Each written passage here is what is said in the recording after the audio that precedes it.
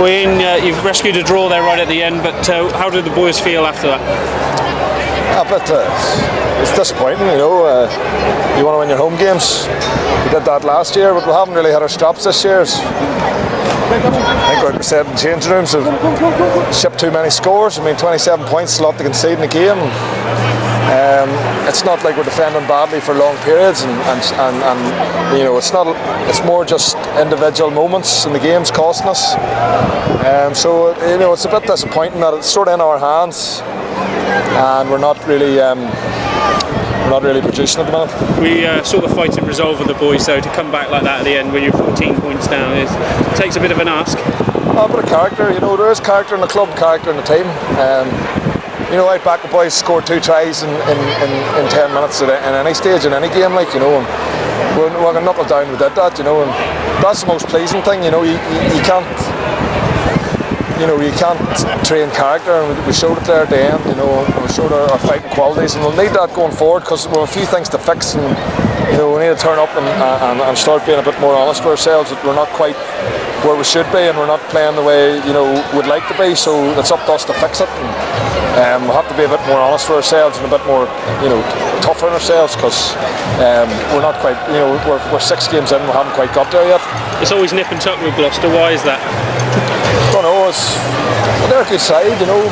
People think, you know, just because they've only won 1 game so far, you know, they're a bad side. They're not. They play good rugby. And you know, they defended really, really well at times today, I thought, you know, and they're probably a bit disappointed too, just to come away with a draw with the performance they put in. I actually thought they played really well, and credit to them.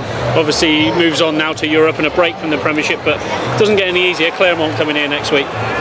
No, obviously, you know, we can take a lot of heart from what we did last year. That was, you know, probably one of our best performances against Claremont here last year, and it'll take something similar, you know,